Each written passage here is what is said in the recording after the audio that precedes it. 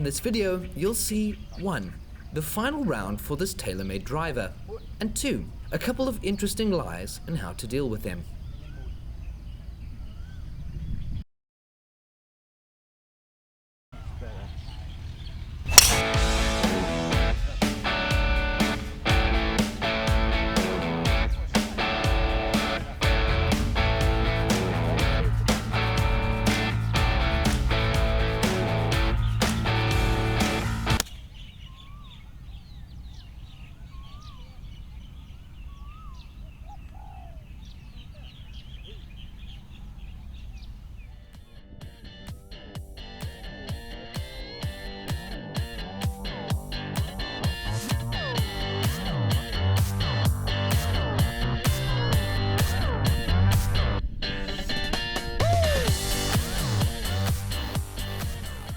There.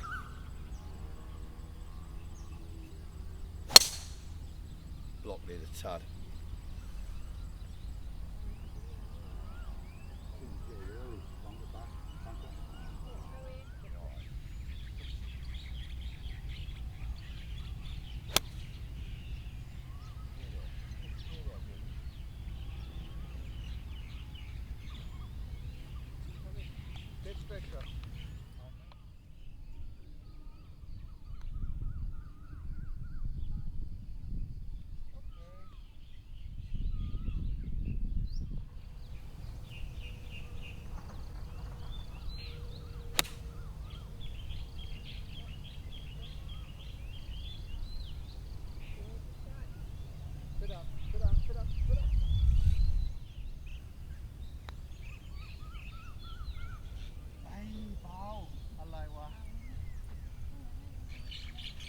Gotta hit it, baby.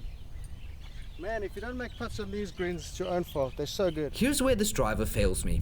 I can't stand on this tee and feel happy I'll hit it to the left side of the fairway. The driver always feels like it's going to go right. It's not a difficult tee shot really, but the year I've spent with this driver leaves me wondering just how far right it will go. There's not much hope here, but I see a gap where I can get it kind of near the green in a clearing on the right side in some rough. The pin's back left, so I'll have a lot of green to use to roll it to the hole. Chipping it back into the fairway just feels like losing. The hard work has been done up to this point. I need to keep this short of the hole to leave an uphill putt. But now I have a downhill, down-grain putt, and 2 feet beyond the pin, the green drops off steeply, and the ball would filter to the front of the green. Do you see how important it is to read the layout of the hole and plan accordingly, but mainly, commit to the plan?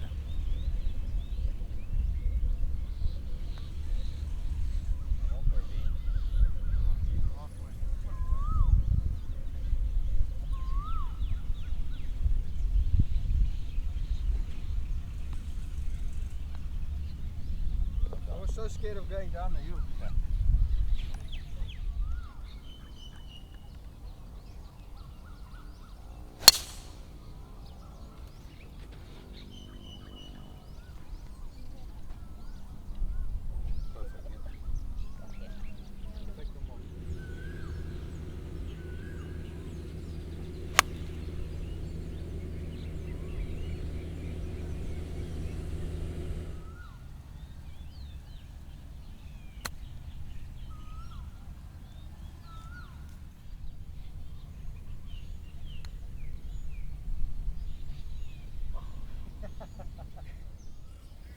I've been so obsessed with the driver's swing that I forgot how to hit a long iron off the tee. This is where people will watch my videos and think, ew, he's not a 4 handicap. No 4 handicapper would hit a shot like that.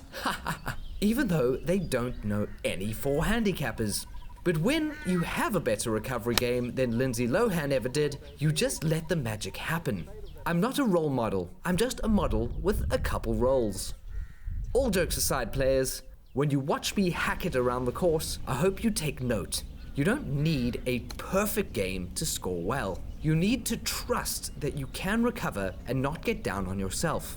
Just hit the ball into the next advantageous position. Because eventually, good things happen too, if you keep doing the right things. I'm not a good golfer, I'm a player, and so are you.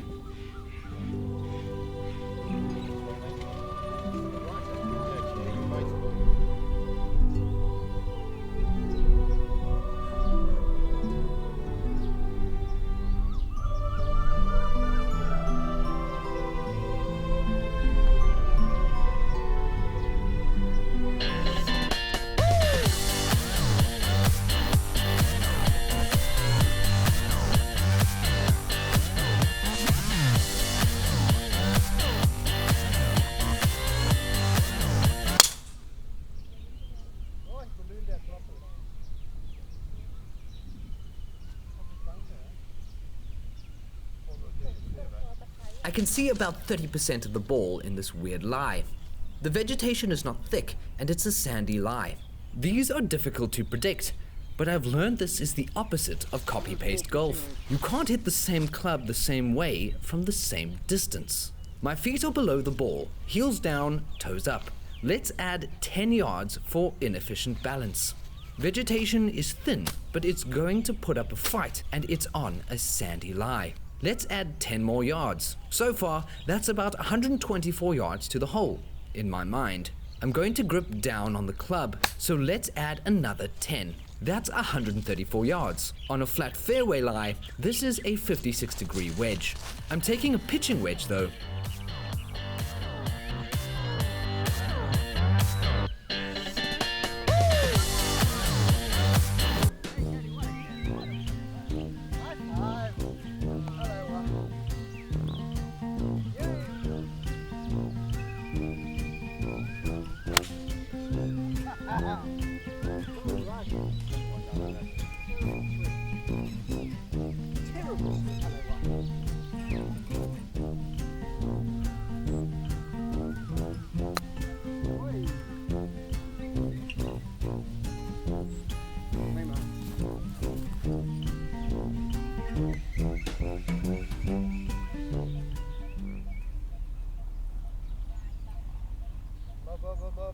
The hole was lost in the match play, so a bit of a whatever's finish.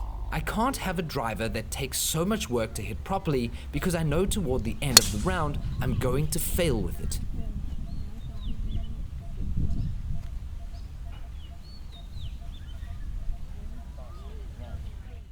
This is my least favorite shot. I need to work on the shot during an on-course practice. The lie is good, but it's a partial shot on a good lie, but grass is thin and fluffy with a damp soil under the ball. I chunked the shot at least 8 out of 10 times. Let's put a pin in this one. Let's work on this. Gotta hit a full shot, don't you?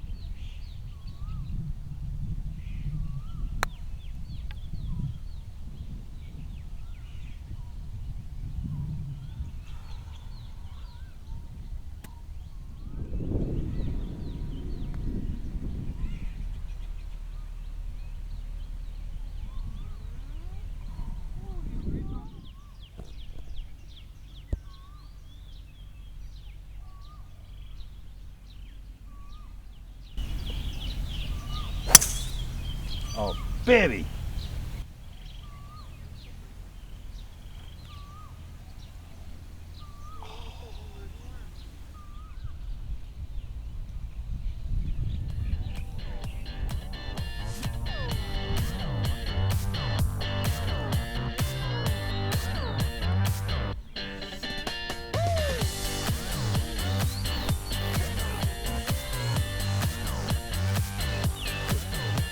One more nail in the coffin as I find myself transported from Thailand to Saudi.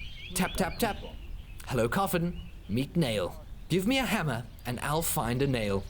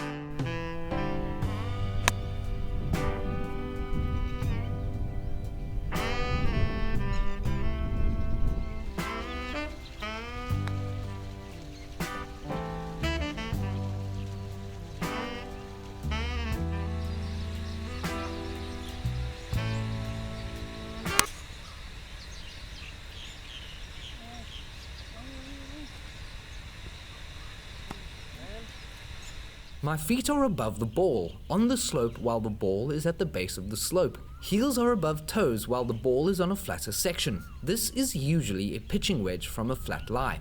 I'll have a falling forward balance and the pin is in the back, so a lot of green to work with. The wedge would be a disaster. The 9-iron is not long enough in the shaft, so I take an 8-iron and punch it to negate the effect of the slope. Unlucky for me, it didn't carry the large slope on the front, which I of course didn't know was there, and so it filtered down to the front of the green, leaving me 1,000 feet to the hole, into the grain. Bermuda problems. There is nothing like a true, pure green to help make putts. Plenty of people look at the greens on my channel and comment without knowledge of Bermuda grass. If you've only ever played on bent grass, you'll never know. You'll never know. Even Eldrick Woods said it took him years to understand Bermuda grass after moving to Flow Rider.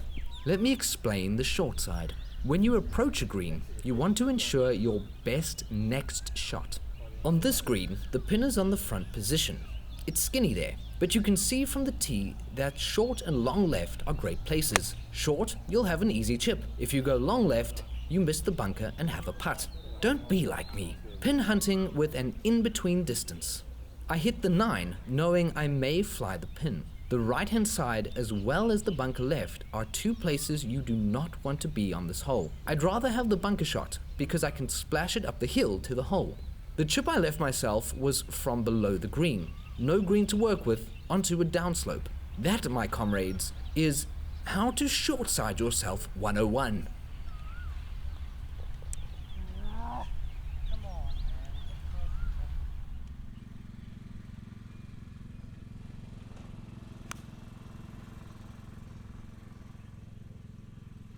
Always remember, it's not how you drive, it's how you arrive.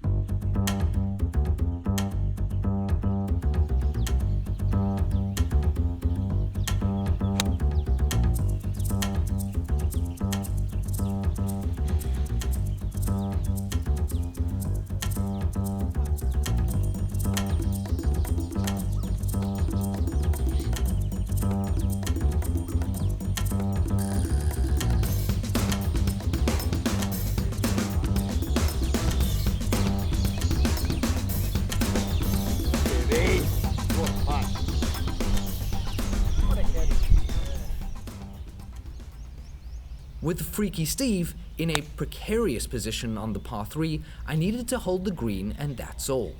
It was a bit of a tentative safety shot, but we stick the landing and now all I need is a 2 putt ski because look at this animal chipping it close for a 4 after the drop.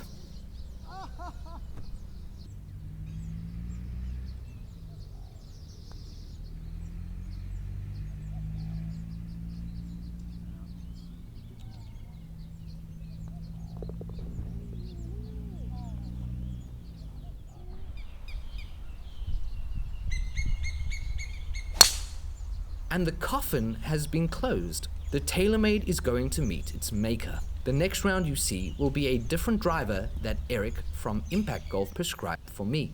From this lie, the ball will 100% slice. It's a pretty simple shot because the fairway has a big opening. I just slash the ball and trust the slope to do my dirty work. In the end, players, can we be upset? What this and the round at Bangpa Inn taught me are that this has been a year of playing the wrong driver. You cannot play the wrong clubs and fight your equipment. The Tour X shafts is Tour X for a reason. You need a consistent tour swing. The club feels like a fly swatter with a heavy handle. Sometimes you can't just buy clubs online in the middle of a lockdown order because you and your credit card are both bored. You can't lie on a sofa with a bag of Cheetos and a bottle of red wine for the 7th day in a row and make good decisions. Orange crumbs and purple teeth watching reruns of Shell's Wonderful World of Golf. We all think we're pros who need tour issue clubs. Then we buy them and pay exorbitant import charges and convince ourselves we have to play the club. That's a year of my life given to a driver that had no business being in my bag. Say hello to Ping G400 with a Tour 86X shaft in it. Eric, you genius.